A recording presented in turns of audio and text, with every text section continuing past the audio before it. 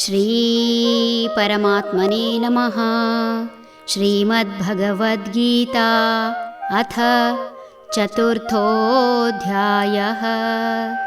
ಜ್ಞಾನಯೋಗಃ. ತ್ಯಕ್ತ್ವಾ ಕರ್ಮಫಲಾಸಂಗಂ ನಿತ್ಯತೃಪ್ತೋ ನಿರಾಶ್ರಯಃ ಕರ್ಮಣ್ಯಭಿಪ್ರವೃತ್ತೋಪಿ ನೈವ ಕಿಂಚಿತ್ ಕರೋತಿ ಸಹ.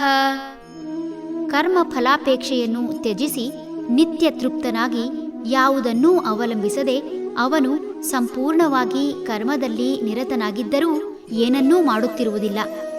ಇಂದಿನ ದಿನಗಳಲ್ಲಿ ಕೆಲಸ ಮಾಡುವುದೇ ಹಣ ಗಳಿಕೆಗಾಗಿ ಅಂದಾಗ ಪ್ರತಿಯೊಬ್ಬರೂ ಕರ್ತವ್ಯ ದೃಷ್ಟಿಯಿಂದ ಕೆಲಸ ಮಾಡುವ ಬದಲು ಫಲಾಪೇಕ್ಷೆಯಿಂದ ಕೆಲಸ ಮಾಡುವುದು. ಯಾವಾಗ ಫಲಾಪೇಕ್ಷೆಯಿಂದ ಕಾರ್ಯ ಮಾಡುತ್ತಾರೆ ಆಗ ಮನಸ್ಸಿಗೆ ಸಮಾಧಾನ ಕಡಿಮೆ. ಮನುಷ್ಯನ ಆಸೆಗೆ ಮಿತಿಯಿಲ್ಲ, ಆಕಾಶವೇ ಮಿತಿ. ಅಂದರೆ ಗುರಿ ಮುಟ್ಟಲಾಗದಷ್ಟು ಆಸೆಗಳು ಇರುವುದು ಸಹಜ. ಮಾಡುವ ಕೆಲಸ ಮಾಡುತ್ತಿದ್ದರೆ ಬರುವುದು ಬರುತ್ತದೆ.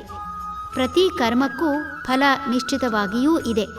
ಅಂದೇ ಬರಬಹುದು, ಇಲ್ಲವೇ ಮುಂದೆ ಎಂದೋ ಬರಬಹುದು.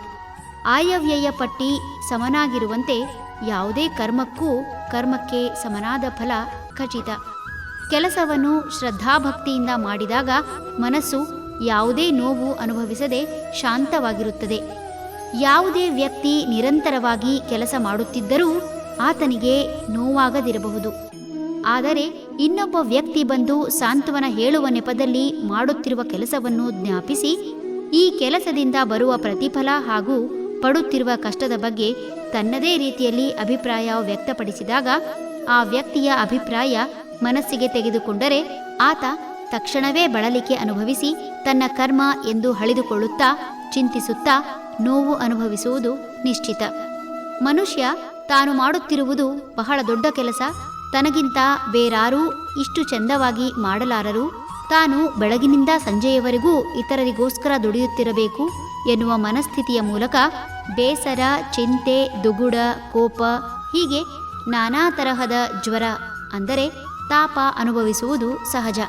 ಹೀಗೆ ಮನಸ್ಥಿತಿಯ ಬದಲು ಭಗವಂತನ ಸೇವೆಗೆ ಸಿಕ್ಕ ಅವಕಾಶ ಎಂಬುದನ್ನು ಅರಿತು ಸಮರ್ಪಣಾ ಮನೋಭಾವದಿಂದ ಕೆಲಸ ಮಾಡಿ ಸಕಲ ಚರಾಚರದಲ್ಲೂ ಭಗವಂತನನ್ನು ಕಾಣುತ್ತಾ ಆಂತರಿಕ ಹಾಗೂ ಬಾಹ್ಯ ಒತ್ತಡವಿಲ್ಲದೆ ಮಾಡುತ್ತಿರುವ ಕರ್ಮದ ಬಗ್ಗೆ ಯಾವ ಭಾವನೆಯನ್ನೂ ಹೊಂದದೆ ಮಾಡುತ್ತಿರುವ ಪ್ರತಿ ಕ್ರಿಯೆಯೂ ಭಗವಂತನ ಸೇವೆ ಎಂಬ ದೃಷ್ಟಿಯಿಂದ ಮಾಡಿದರೆ ಮಾಡುತ್ತಿರುವುದು ಅಕರ್ಮವಾಗಲಿ ವಿಕರ್ಮವಾಗಲಿ ಸುಕರ್ಮವಾಗಲಿ ಯಾವುದನ್ನು ಮಾಡಿದರೂ ಕರ್ಮ ಬಂಧನವಿಲ್ಲದೆ ಕರ್ಮ ಮಾಡಿಯೂ ಮಾಡದಂತಹ ಸ್ಥಿತಿಯಲ್ಲಿ ಇರುತ್ತಾನೆ. ಹರಿ ಓಂ.